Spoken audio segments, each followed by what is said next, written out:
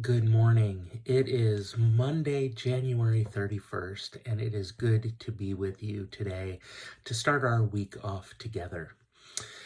Yesterday at our annual meeting, which was such a joy to be able to pause and reflect on the past year with you and all the changes that have taken place in our church, I talked about how this coming Sunday, February 6th, we will be ordaining and installing officers. These are the ruling elders and deacons who will be serving over the course of the next year, and for some of them over the course of the next 3 years. Ordination is one of the true gifts that Jesus gives to the church, and it's one of my favorite things to do. At the same time, not all of us are called to be ordained as elders or deacons or as ministers of word and sacrament. Our one calling comes through our baptism. And sometimes we are called to particular service as elders and deacons and ministers. But all of us are called in some way to some form of ministry.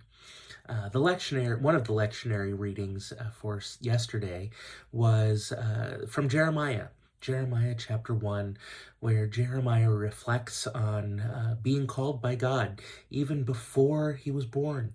God placed God's hand on Jeremiah in his mother's womb and said, "I have chosen you." And I extended a challenge and a little bit of a homework assignment for you to think about where you are being called. What ministry do you feel that you are being called to? What service is God calling you to serve in? Perhaps it is through mission. Maybe it is through being a member of the property team.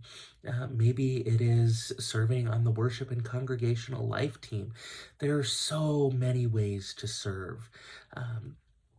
We all have gifts. We all have skills and passions. And I want to know, what are you passionate about? What is it that you dream about? When you think of church, what is it you want? What do you want from a community of faith, and how can God use you to further God's kingdom?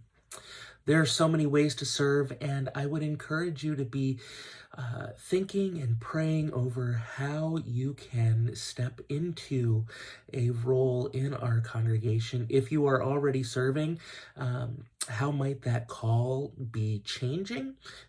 Or how might you be affirmed in that call? But if you're not actively serving right now, how can you do that? Ability and age don't matter.